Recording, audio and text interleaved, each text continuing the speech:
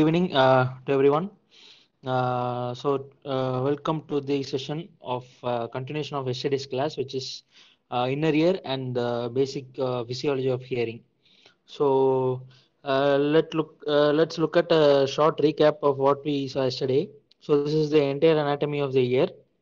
Here we have the external ear and the external acoustic meatus. This is the tympanic membrane, and the three ossicles, malleus, incus, and stapes. And this is the middle ear. So till that we have seen yesterday. So today we'll be dealing with the inner ear, which consists of a bony labyrinth and a membranous labyrinth, cochlea, and the physiology of hearing. Okay. So inner ear, coming to inner ear proper. So the inner ear has is divided into bony labyrinth and membranous labyrinth. So bony labyrinth is the outer part, is the outer covering. So what we are seeing here is bony labyrinth, which comprises of cochlea. The cochlea has 2.5 to 2.75 tons.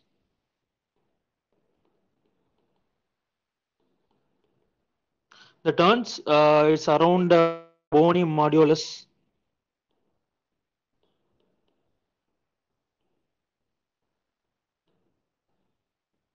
And this is the vestibule. And these are the three semicircular canals: anterior semicircular canal, posterior, and horizontal or lateral semicircular canal. This is the horizontal part. This is the anterior, and this is the posterior.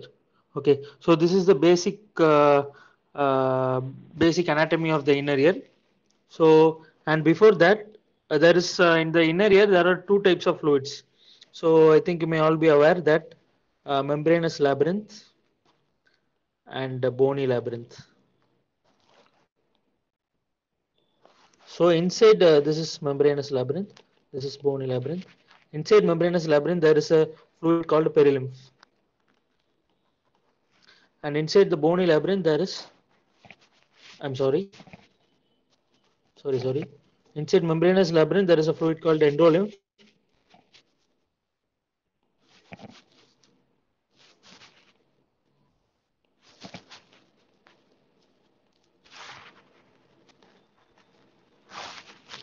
And it's perilymph.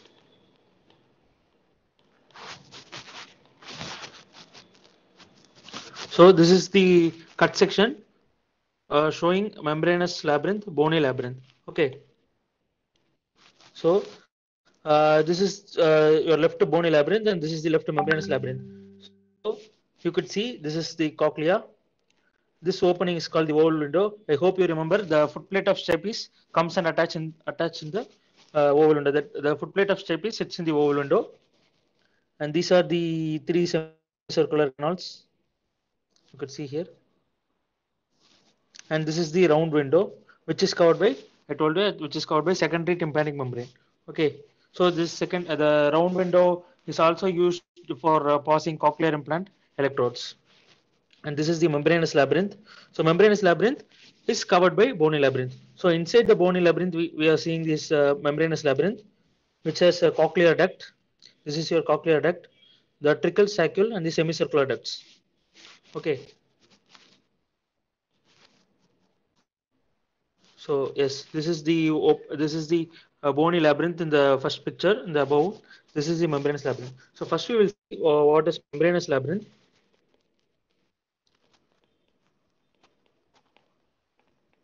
Membranous labyrinth consists of semicircular ducts. So this is the membranous labyrinth. Okay, which is highlighted in blue.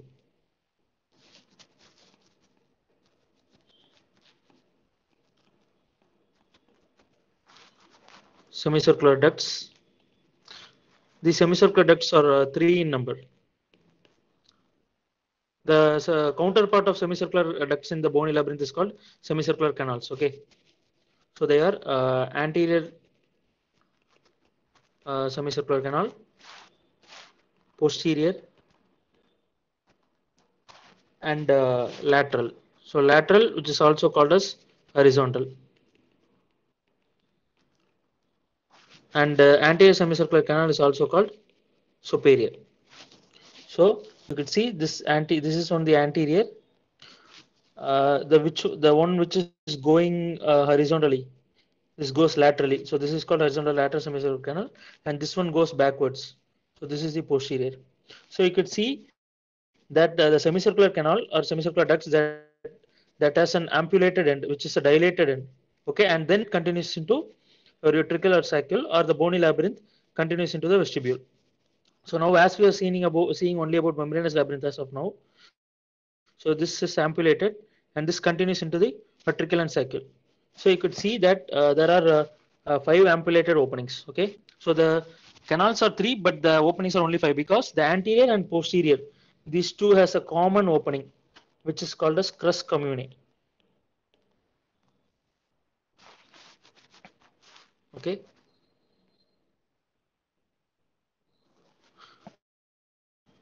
The anterior semicircular canal and posterior semicircular canal has a common opening.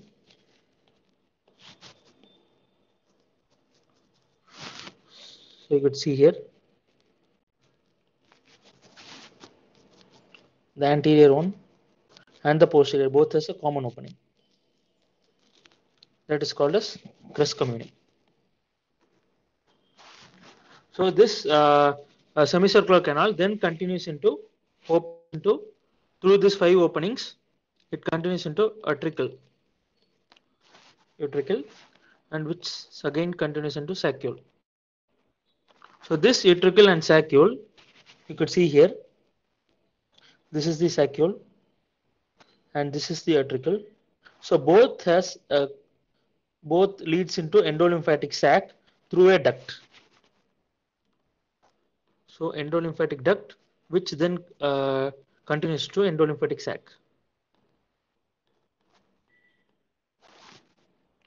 Okay.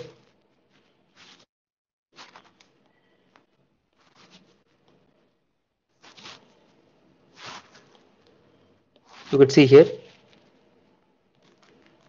this is the utricle part, this is the saccule. So both has a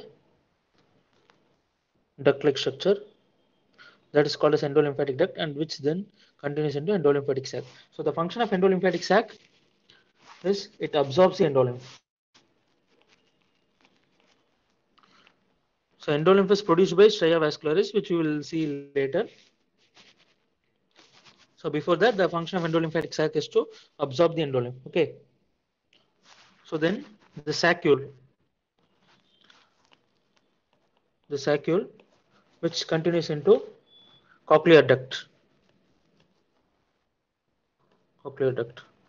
So the as we said that cochlea or the bony cochlea, which has 2.5 to 2.75 times. So the cut section of cochlea will reveal 3 parts. Okay, scala media, or will come from the above, that is scala vestibuli, scala media, and the scala tympani. So you all might be aware of organ of Corte. You would have heard about this term organ of Corte in your first year physiology, that it deals with hearing, and also that we will look into that detail. Before that, I told you, right, the scala vestibula is the upper part, the scala media is the center, and the scala tympani is the inferior most one. So the organ of Corte, which is present in scala media, is a sensory organ for hearing. Okay, so you could see here there is one turn which is basal and then is apical. So there are 2 turns, basal turn and apical turn of cochlea. So these 2 has different functions. During if you hear any sound, there is difference, right? Few sounds may be in low frequency and few sounds may be high frequency. So these 2 sounds, these 2 frequencies has separate entities. So this basal turn of cochlea is responsible for high frequency sounds, and this apical turn is responsible for low frequency sounds. So you could remember like this. So if you hear any song, any music in your home theater, or in your car, or any audio system, if there will be an option, right, in equalizer bass, bass. Some may call bass or bass. Bass is the correct term. So uh, if you hear this music in a very high volume, or if you increase the bass alone separately, you could hear some vibration in the nearby window, a car window, or in your home itself. That will lead to a very high frequency. So you could remember like that: bass, the basal bass for high frequency, and apical for low frequency. So when we will be going to pathology of inner ear, the most common disease is Meniere's disease, right? Endolymphatic eye drops. So we will look into that detailing. So that Meniere's disease most commonly affects low frequency sounds or the apical turn of cochlea. Okay. So scala tympani is the inferior part. So it will be like a triangular. When this is a, you will see that now. So before that, so this is the cross section. This is your scala media, scala vestibule, and scala tympani. And this is your stria vascularis. So scala vestibule and scala tympani both will be filled with perilymph. The scala media will be filled with endolymph. And scala media has organ of Corte. Okay, so that is the sensory organ for hearing. So the sensory organ of coming to the sensory organ of balance.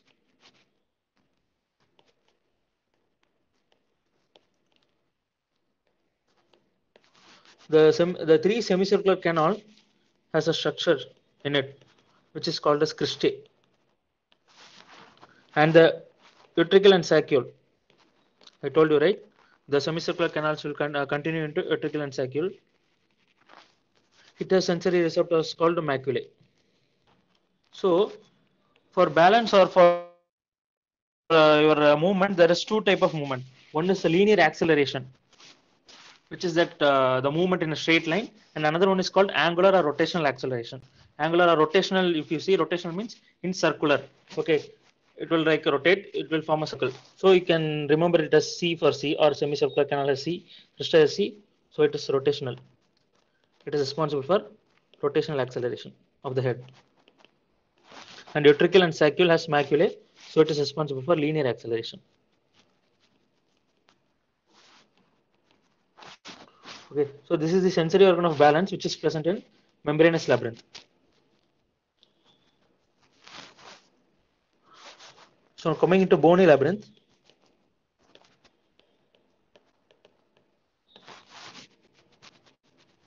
So this is the bone, as I said earlier, this is the bony labyrinth. So which is covering the membranous labyrinth. So the semicircular canals, the vestibule, the bony cochlea, which is 2.5 to 2.75 tons, and there is an opening for oval window here. This is the opening for round window, which is covered by secondary tympanic membrane, and the common opening for the anterior and posterior semicircular canals, that is the crus commune. Okay, so this will be dilated, that is ampulated at the distal part. So bony labyrinth also has the three semicircular canals. It is called semicircular ducts in the membranous labyrinth. Same anterior or superior, posterior, and lateral or horizontal.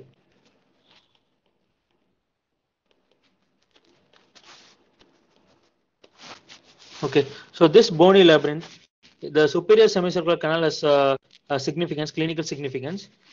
So yesterday I showed you the osteology, the skull osteology. I showed you that semicircular canal, the superior semicircular canal sits at the top.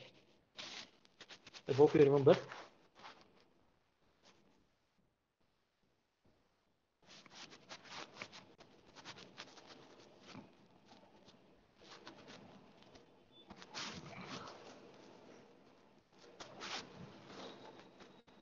So you could see this anterior. This is the anterior semicircular canal. which sits at the top. Okay, it sits in the bone. So what is the clinical significance is, right? Sometimes the bone above that will be deficient or dehiscent. So that is called superior semicircular canal dehiscence. Why it is that important? Because if the bone above that superior semicircular canal is deficient or dehiscent, the intracranial pressure will be directly transmitted inside the bony labyrinth or into the inner ear. Okay, so that will lead to vertigo, vomiting. So there will be a gap or dehiscence in skull. So the increased intracranial tension will directly transmit it to ear. So that is a clinical significance here. So the three semicircular canal will continue to vestibule. Okay, vestibule is covering the utricle and saccule. Okay, so in the vestibule, in the lateral wall, there is oval window. Okay, so the footplate of stapes sits in the vestibule. So this continues into scala vestibuli, scala media, and scala tympani. So the scala vestibuli and scala tympani has a common communication called helicotrema. So you could see here, this is helicotrema.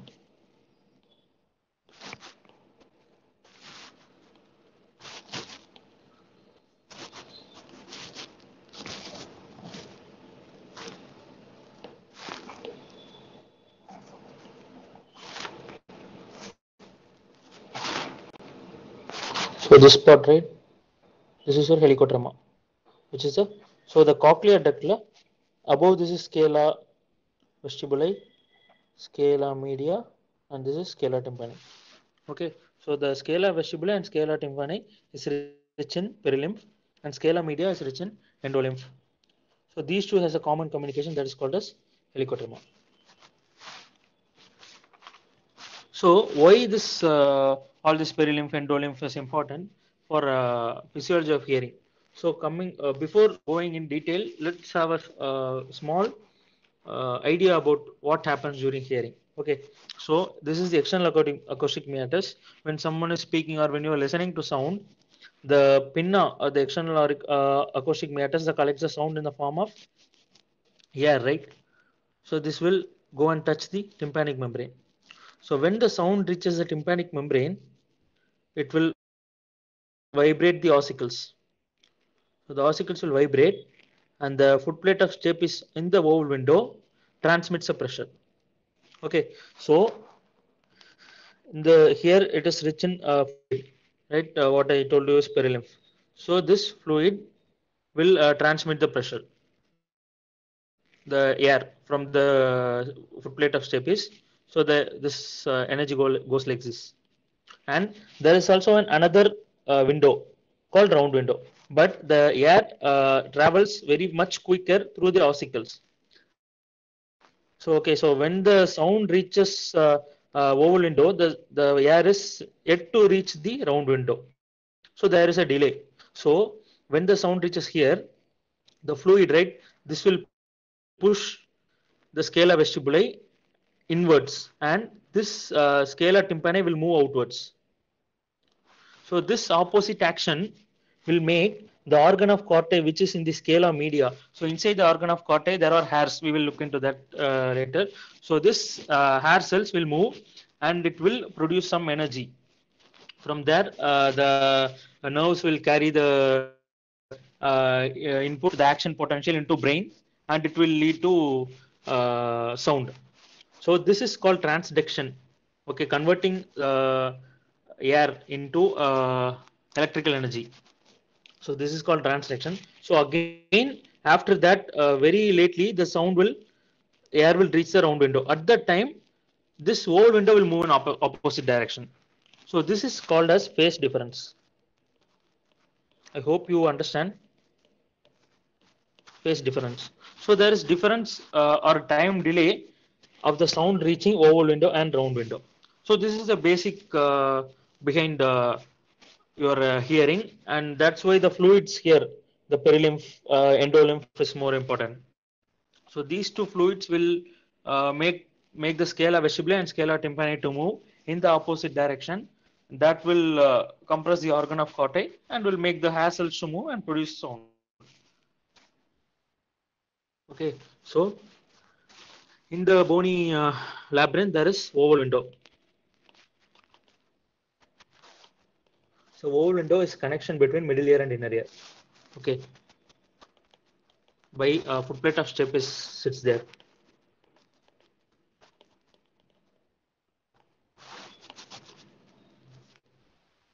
So its normal function is sound transmission.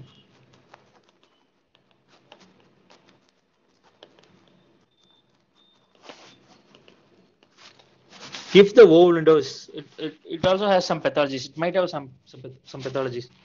Okay. So as the footplate of stapes sits here, the ossicles move, right? So what will be the abnormality? Either the footplate of stapes must be fixed or there must be hypermobility. Okay. Either it should not move or it should move more than its capacity. So if it is abnormal, so if it is fixed, it is called as autosclerosis. The condition is called autosclerosis. Okay. So if the utricle and saccule, which is inside the vestibule, okay, if that is dilated, it is called as Meniere's.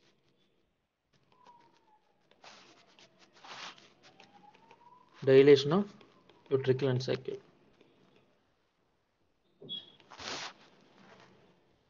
Okay, so that is in Meniere's.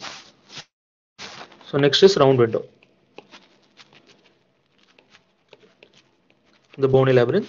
Next is round window.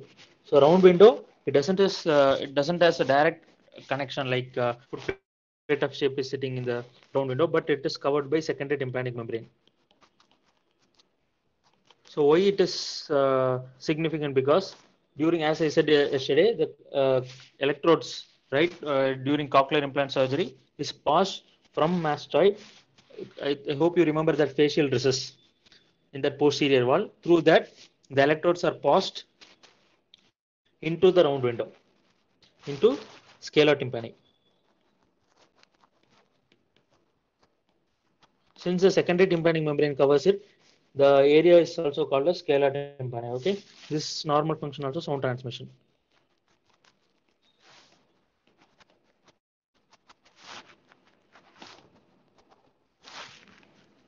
Not only electrodes, in any Meniere's or any other conditions, intratympanic injections or drugs like gentamicin and steroids can also be injected through this route. Gentamicin, steroids in case of sudden sensory neural hearing loss. Gentamicin you will give in Meniere's through this route, round window route. Okay, so this is the bony labyrinth and membranous labyrinth. You could see that bony labyrinth covering the membranous labyrinth. The one in blue is the membranous labyrinth. So this is your vestibular aqueduct or cochlear aqueduct. This is at the level of scala tympani.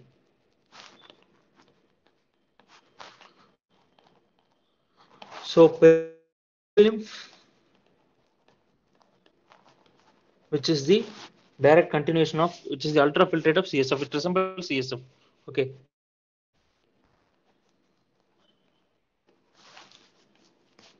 So this cochlear aqueduct is the route for CSF to enter inner ear. You could see here. Cochlear aqueduct is in direct connection with brain or the CSF. Through that, the CSF enters into the inner ear.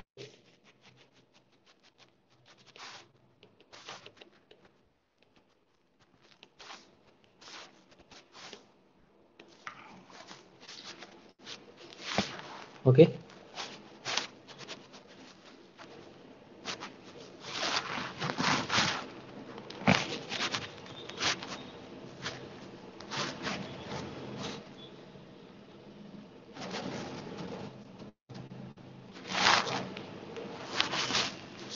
So next we are going to cochlea or cochlea proper. So this is the cut section of the cochlea. You could see the turns around the bony modulus. Okay, this is the bony modulus. So it takes around 2.5 to 2.75 tons, as I told. So the scala vestibuli and scala tympani has a common connection here. So this is helicotrachea. Okay. So we are going to take one cut section, this, and we are going to discuss. You could just draw a triangle like this.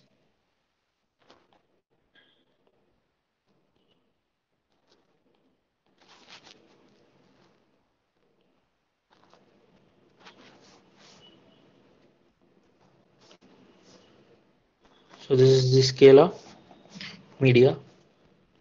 This is the scala vestibuli. This is the scala tympani. So the membrane which separates scala media from scala tympani, this is called basement membrane, which is at the base. Okay.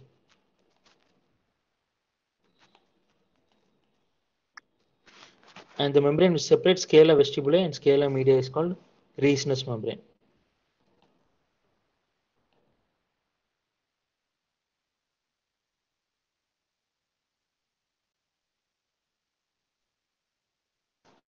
So as I told, perilymph is an ultra.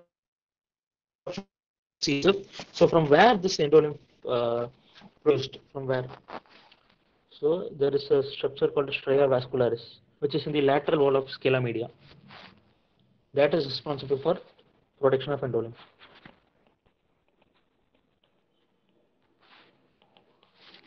Okay. So endolymph, which resembles, you could see there, endolymph inside a cell. So this resembles intercellular fluid. Intercellular fluid are rich in potassium. Okay. So perilymph resembles extracellular, which is rich in sodium ions. So the electrochemical, so what is the function of this endolymph? So this maintains electrochemical gradient. Okay.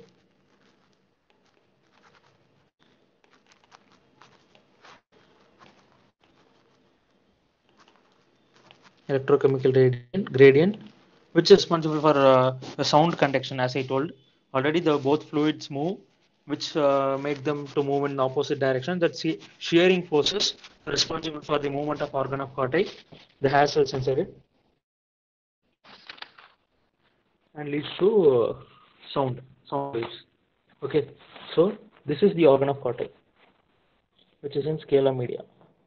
Okay, so the membrane above the hair cells. So these are the hair cells. The membrane above this is called tectorial membrane. Okay, this is scala media, scala vestibuli, scala tympani. You could see the basilar membrane which separates scala media from scala tympani, and this is the vestibular membrane, which is also called as Reisner's membrane. So this is laminar modulus, and you could see the spiral ganglion. So from the hair cells, there are a number of thousands of hair cells. So from each hair cell, a nerve will come. These nerves form a common ganglion, which is called a spiral ganglion, and which then continues as cochlear nerve. Okay. So the organ of corti has both inner hair cells and outer hair cells. So you can see here the tectorial membrane, the spiral lamina. Okay.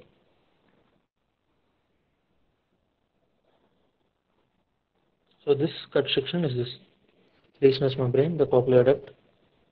This is the tectorial membrane overlaying the organ of corti and the hair cells.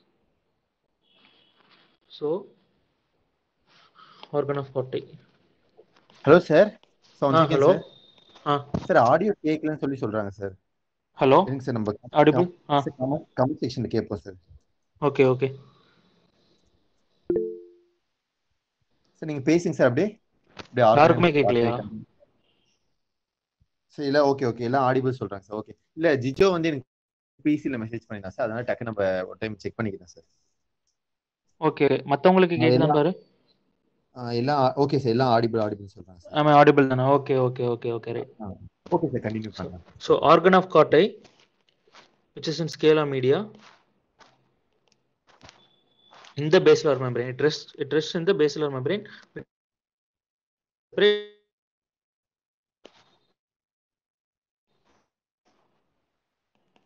So this organ of Corti, which has hascels,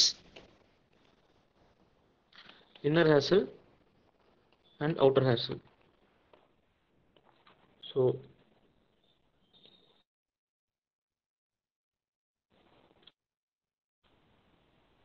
what is the main differentiation between these two? So the inner hassles are in one row.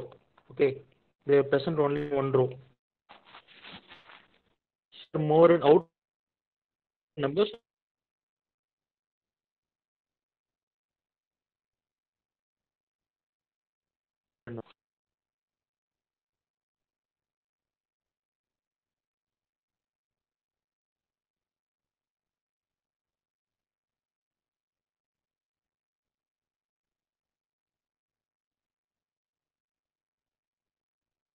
Damage. So this is less strong. Nerves from this inner hassles are mostly of afferent nerves. Afferent. They take the information. Here it is efferent, mostly predominantly efferent nerves. Okay. So this efferent, as this outer hassles are efferent. Okay. So efferent means from the brain, the what do you say? The signal comes. So this is used for autoacoustic emission. As test used for hearing in neonates or in children, or neonates usually born in very preterm age. So for them, this is used as a screening test. This is not confirmatory, but this is a screening test. Okay, autoacoustic emission. It measures the sound from the outer hassles. So O for O. Don't forget.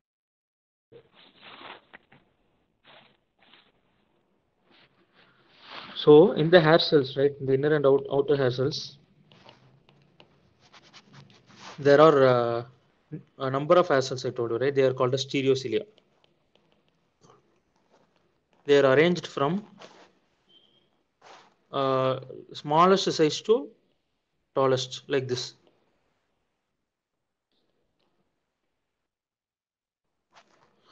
Arranged in the size, order of size.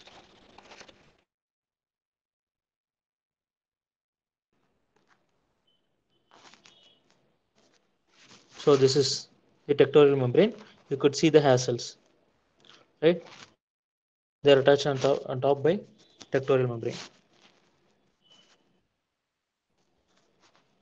So when the sound reaches the oval window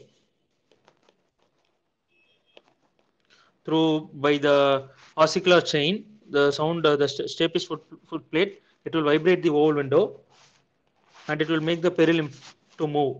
So both scala vestibuli and scala tympani will move in opposite direction. So that will make the basilar membrane in which the organ of Corti sits, right? So the basilar membrane will move and will make the hair cells in the organ of Corti to move. Okay, so when these hair cells move, the potassium from the endolymph, it will enter inside and it will make the calcium channel to enter by the voltage gated calcium channels will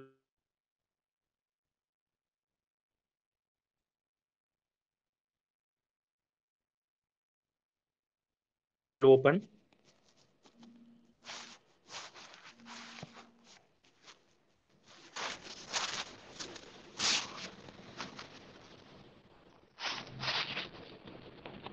Voltage gated calcium channels will open, so the calcium will enter and this will make excitatory neurotransmitter called glutamate to produce from the afferent nerve and it will make the impulse from the brain. This is responsible for your hearing. Okay. So this process of converting the air energy into electrical energy, where the sound travels through a liquid medium. Okay, so this process is called as transduction. Transduction.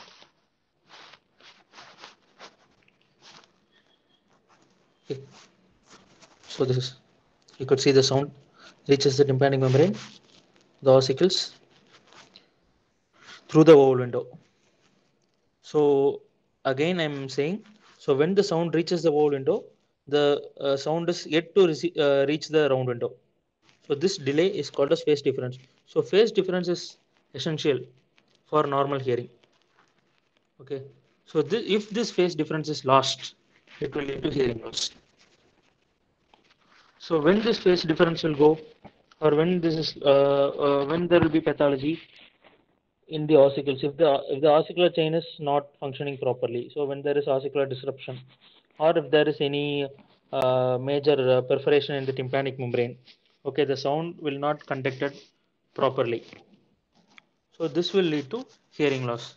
So that's why patient complains of hearing loss in otosclerosis, in CSOM, because of the pathology in here. Okay. So this is the auditory pathway. So from the cochlea, the scala media, the hair cells, right? We saw the hair cells there. From there, the nerves travel. Cochlear nerve. So the vestibular cochlear nerve, it has two parts: vestibular part and cochlear part. So this cochlear part is important for hearing. The vestibular part is important for balance.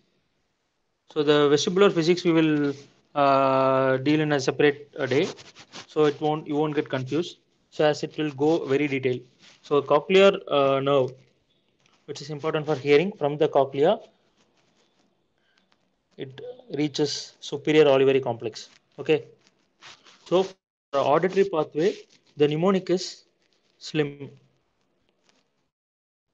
Okay, superior olivary complex, lateral lemniscus, then it reaches inferior colliculus, and it will lead to then medial geniculate body. So you can remember like M for music. Okay, hearing, medial geniculate body, inferior colliculus, then it will reach to auditory cortex or area number 41 in the brain. So this is the auditory pathway. So you could see that there is interconnection from both the sides. Okay. So if you hear a sound, you can differentiate whether you are hearing a loud sound through your right ear or left ear. So that is called localization of sound. So that this superior olivary complex is responsible for localization of sound.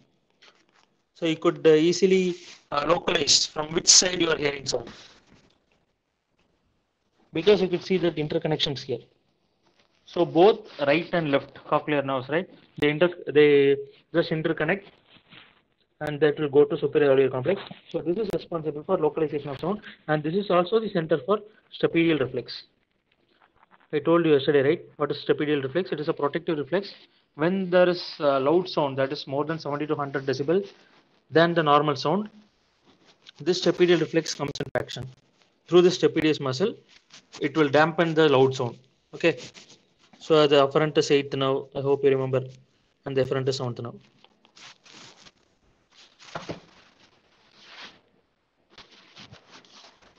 So before concluding this session, a little about the ototoxic drugs. Okay, so the ototoxic drugs, they damage the hair cells. So I told you there is inner hair cells and outer hair cells. Okay, so the ototoxic drugs can also be can Yes. also damage the. Hello, am I audible, right? Sir, audible, sir. Okay. So the ototoxic drugs are also classified into vestibulotoxic, and cochleotoxic. So cochleotoxic, it will damage the cochlea. Vestibulotoxic, it will damage the vestibule. So vestibule is responsible for your balance. So the vestibulotoxic drugs are before going to this classification, we should know what are autotoxic drugs. Okay, so they are aminoglycosides,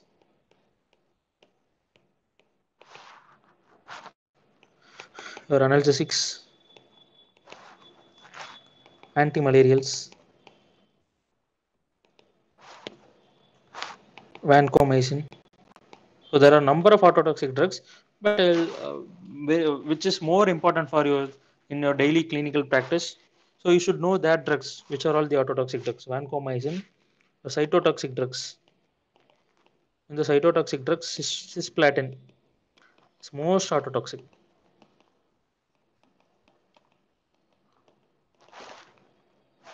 and your diuretics. Okay, so in the aminoglycosides, there is kanamycin, amikacin, neomycin. So these three drugs are cochleotoxic.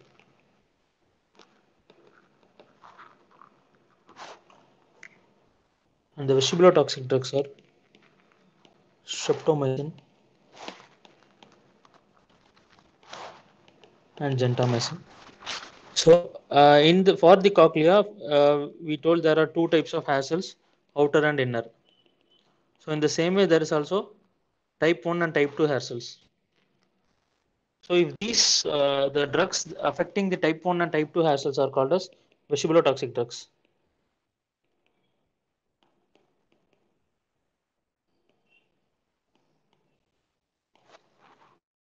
Okay. So among this, the neomycin, among the aminoglycosides, neomycin is most cochleotoxic or most autotoxic. You might have heard that neomycin has topical ointment, right? But systemic neomycin is very rare. Okay, so the if any patient gets systemic neomycin, you should check his audiogram, pure tone audiogram for his hearing.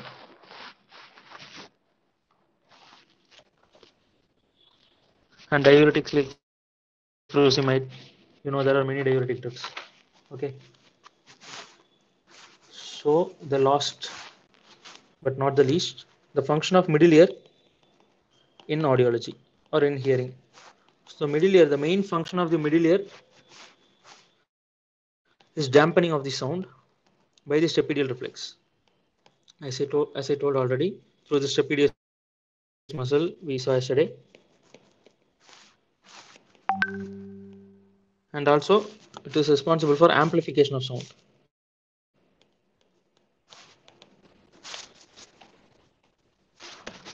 So the sound travels from air medium to liquid medium,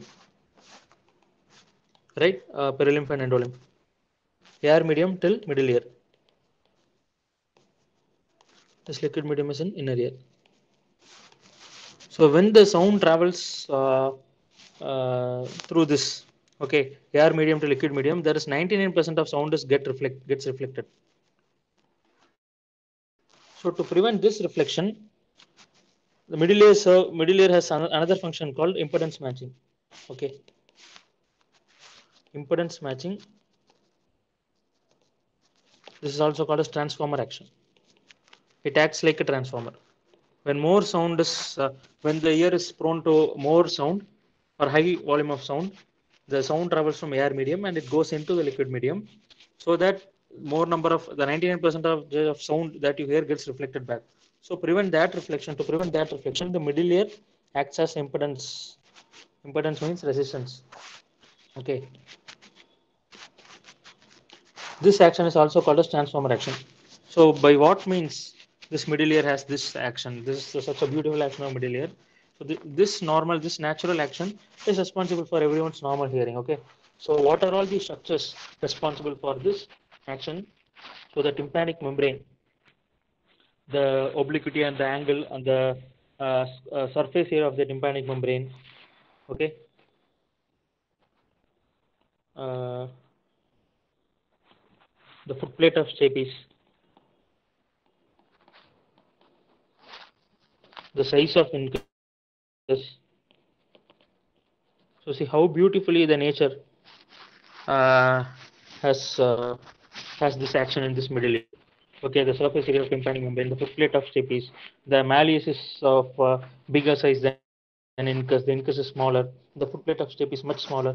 So all these things combine and form this action of impedance matching.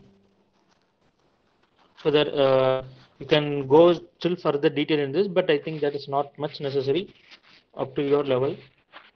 So, but you should know this basic thing: the tympanic membrane surface area, which is 55 meters square. Okay, footplate of shape is 3.2. So by total, this lever or hydraulic ratio will come as a 17:1. That is more unnecessary for you.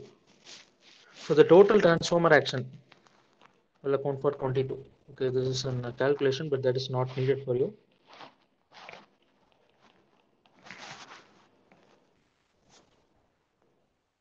Sorry.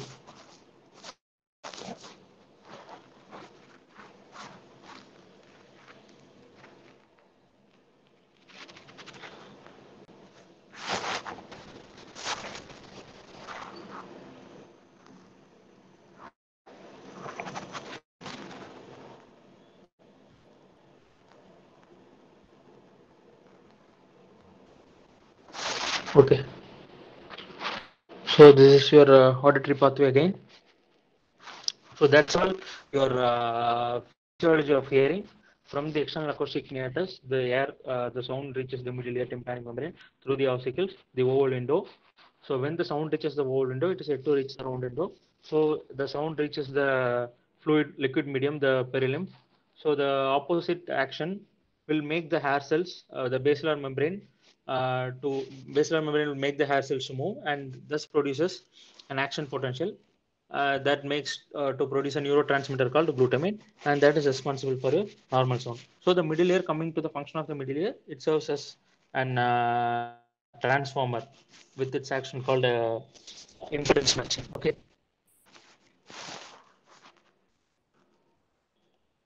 So the sound from ear to the external acoustic meatus to the tympanic membrane ossicles,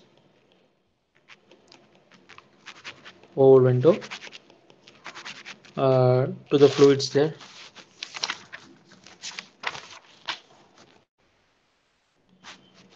step is of plate, oval window to the organ of Corti, to the auditory pathway, to the auditory cortex. Okay, so this, so here from the ear to the ossicles, the sound is the conducted. So this is your conductive pathway.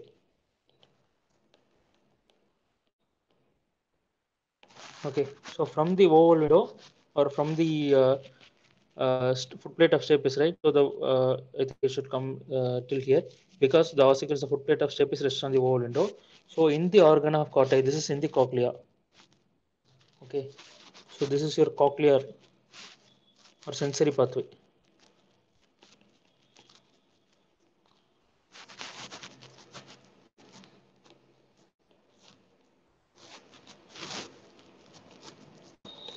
Sensory pathway. So this auditory pathway and auditory cortex, it will involve the nerves. Okay, so this is called the neural pathway. So this two combined called a sensory neural pathway. So any pathology from accounting from ear to the ossicles, right? In this, it will lead to conductive hearing loss.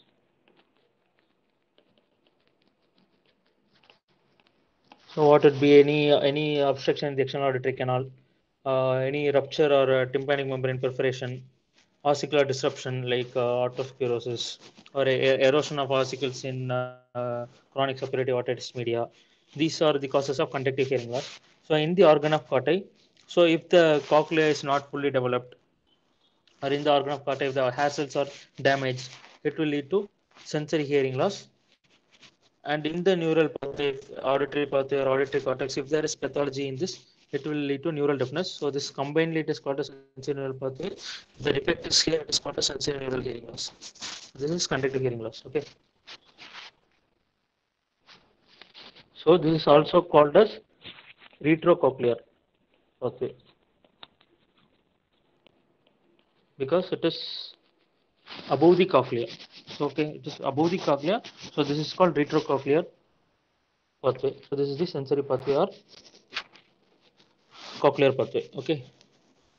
So we will look into that hearing loss or the pathology causing the types of hearing loss later when we discuss the pathology. So this is the basic of your hearing. I hope you understand. You understood a little bit, and you should go and read the anatomy and the pathology. So the last thing that I forgot to say yesterday is the nerve supply of pinna. Okay, so the pinna has a rich nerve supply. Greater auricular nerve,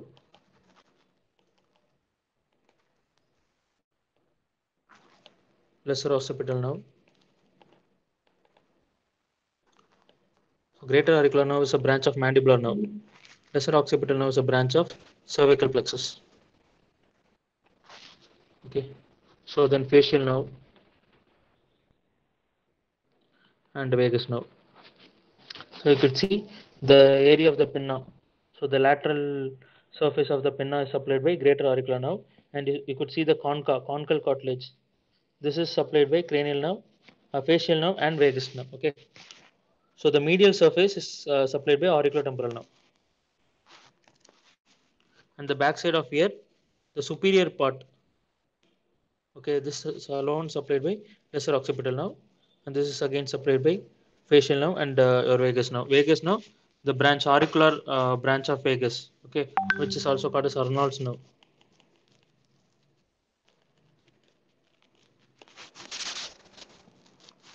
And I'm sorry, greater auricular nerve is not a branch of mandibular. Greater auricular and lesser occipital both are branch of cervical plexus. Your auriculotemporal nerve is a branch of mandibular nerve.